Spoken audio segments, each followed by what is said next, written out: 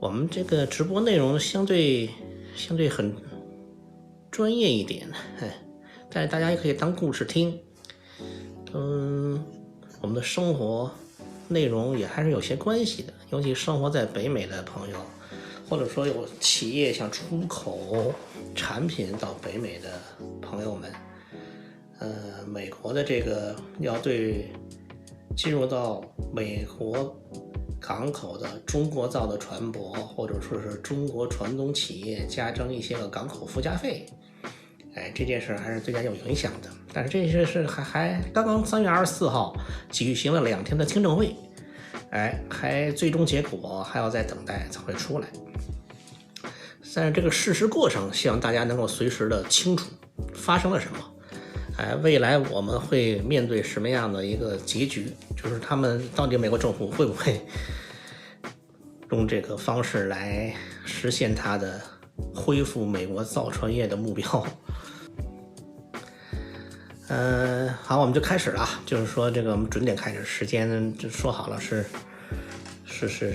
中国的时间8点半早上啊，大家早上都比较紧张的时间，我们就抓紧时间聊一聊这个事情。首先我们把背景介绍一下，就是说这个事儿是怎么引起的。就美国在2月份的时候，2、3月份的时候提出了一个要对中国船舶和中国船东靠美国船舶靠到我美国港口来要征收港口附加费，这是有这么个大的起因。然后呢，具体这个内容是什么呢？我给大家回顾一下哈。当初他提了3条意见，就是3条要征税的意见。第一个就是说，对于这个中国的航运企业，就是船东是中国的，他的船舶，中国船东的船舶呢，进入到美国港口，按照载重量净吨位，就是 net tonnage， 每一个净吨位收$1000，最高上限呢收$100万。就是说如果你是中国的船东，不管你的船舶是中国造的还是非中国造的，你只要是来到美国的港口靠泊，你就要按这个比例征，这是他的提案。第二个提案就是说，对于非中国的航运企业，就是船东不是中国的，那好，那你的中国造的船舶，你使用的在中国造的船舶，那你每次靠我美国港口的时候，最高收费每一航次每一个港口就要收$150万，或者是根据你船队中呢中国造的船舶的比例，每一航次每靠一个港口收$50到100万。这个收费就相当高了，因为比如说集装箱船，你靠美国港口的话，不可能只靠一个港口啊，最少主港会靠2个嘛，不论是西海岸还是东海岸这个航线，不可能只挂靠一个大港。所以说这个无论这个法案对中国船东还是非中国船东都会有影响，只要是沾了，要不是中国造的船，或者是你中国船东经营的船，或者是挂中国的船经，有中国的船经港包括香港的船都会征税。还有一个就是对未来这个船东，如果你接受了从中国订购的船舶，会按照你订购船舶的比例，每一艘船会加收50，每一航次靠美国港口的时候会加收$50到100万的港口附加费。就是说，既对现有的船舶现状征税，也对未来2年之内中国的造船交付的给船东的企业也要征税。所以说这个是相当有影响力的一个法案。那3月24号也举行了听证会，听证会是个什么情况呢？本来要举行1天，然后因为人很多，参加的人很多，意见也很多，就连续举行了2天，举行了2天的这个听证会，意见几乎都是反对的意见，基本上都是反对的意见。我们先聊一下这个提案的目的哈。美国是想恢复它的造船业，就制造业回流嘛。其实这个征税的这个事儿也是美国的贸易战的一部分。因为国际贸易，大家如果看我的视频的话，会看到，国际贸易商品的80%是靠海运来完成的。对，所以说他打贸易战，既对本身产品下手，征税嘛，就产品直接征关税，同时对产品的物流供应链，就是运力，就是海运，也要采取措施，就是也是要征税，就是说你来我美国港口的船舶，不能白来，要来了就要征。这个保护主义在50年前美国就执行过，就在50年前的时候，美国有一个法案，就是说对进入美国港口运输的货物必须是由美国船公司来运营的，或者说是就是说你外部的船公司你是不能运营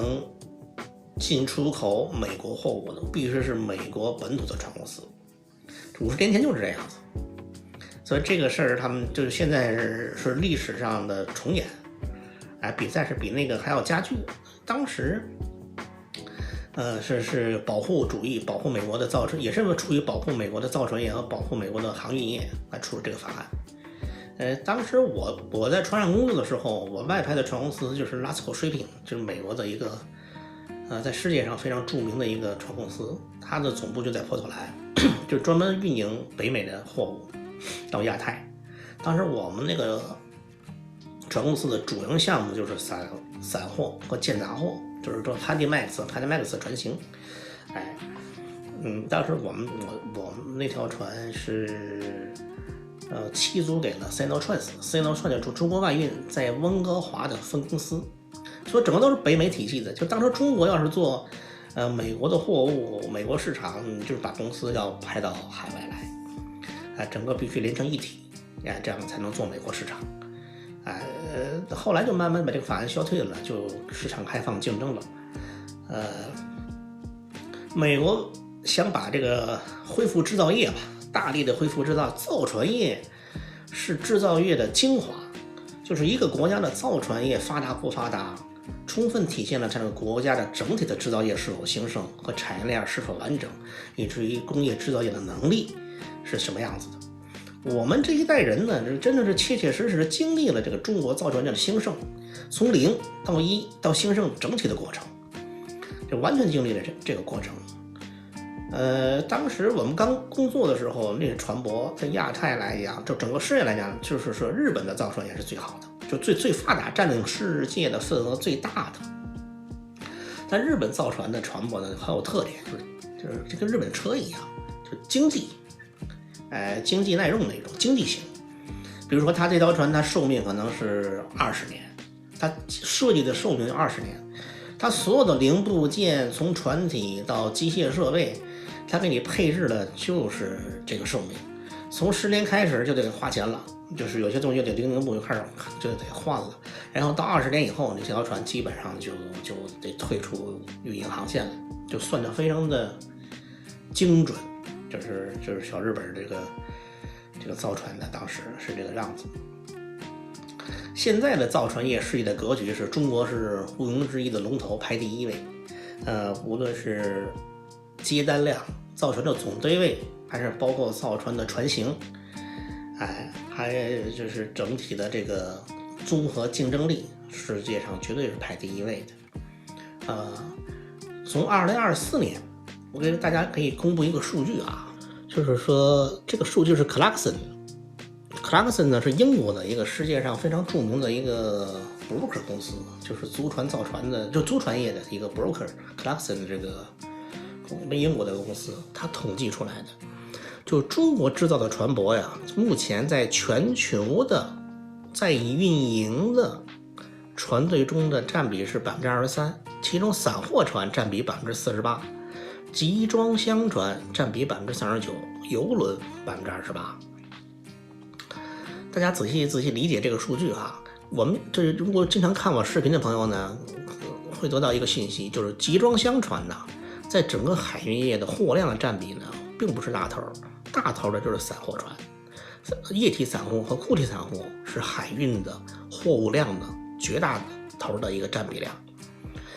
所以说，但是目前市场上散货船48%都是中国造的， 39%的集装箱船是中国造的，28%的邮轮是中国造的。那好，未来就是从目前到目前为止，中国造船厂手里持有的订单，造船的订单，全球订单占61%。就未来从要交单的船的新造船量，中国在占全球订单的61%，其中集装箱船占73%，邮轮占71%，大量的提升世界占比。然后散货占69%。这个大家可以脑子里有一个画面哈，就在未来2年之内开始交付的船舶里面，中国造船基本上就可以占有绝对的世界主导权啊！就尤其是大型散货船、大型邮轮，就是 VLCC 啊，还有几十万吨的大散货、固体散货船，基本都是中国造的。也就是说，任何一个贸易商，如果你是从事这种大宗散货贸易的话，你无可回避的要使用中国建造的船，这是逃不掉的。而集装箱船的占比也是大幅的提升，就是说占到73%的交付量。就是上个月，长荣 Evergreen，新订购了11艘24000 TEU 的最新型的集装箱船，就 LNG 的新型燃料的。其中这11艘船里边的订单呢，6艘给了韩华，就给了韩国，5艘给了中国，就是说，每条船单船的造价达到了2.673亿美金一条船，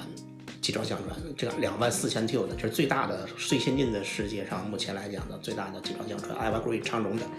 荣的集装箱的排名目前在世界排前10中的第7位，所以说这样子。大家很清楚，就是说目前造船业的世界分布，要不就在中国造，要不呢你就在亚洲里面选择韩国，但是韩国的造船价格比中国略微高一点，要高。还有一个我给大家再一个数据，就目前就拿集装箱举例，在运营的中国造的船舶的一个占比。就是说中远肯定是最多了，因为中远是中国的自己的公司嘛，占到64%中国造的船，集装箱船就是说这个按照这个班轮公司的中的集装箱船。排第2位呢，就是CMA 法国达菲，占41%。第3位呢就是 ZIM，ZIM 也是40%。可是，在未来建造的订单，在中国造成订单将要下水交付的集装箱船当中，就是说最多订单的订购量呢，当然是中远了，100%都是在中国造的船。其次是谁呢 ？MSC 地中海航运，92%的订单都是在中国造船，集装箱船。然后再其次是谁呢？就是马士基79%的订单是在中国，然后就是 Hollywood， 就是德国的船公司，就世界上排前3大的船公司的集装箱的订单造船量全在中国。CMA 法国的造船订单量54%也在中国。所以说未来这个格局无言而喻的，就是说，无论是集装箱船、散货船、杂货船，即将下水的这些个船舶，基本都是在中国造的。50%以上的比例绝对是在中国造的。所以这就是说，如果这个法案如果通过的话，对于美国市场来讲是一个很严峻的一个局面。为什么是很严峻的一个局面呢？我们目前就是2个结果，就是如果说没通过，就不存在这个忧虑了，也不存在大家的这个先官方的一个担忧。如果通过了，会是一个什么未来的预期结果呢？这是一个很核心的问题哈。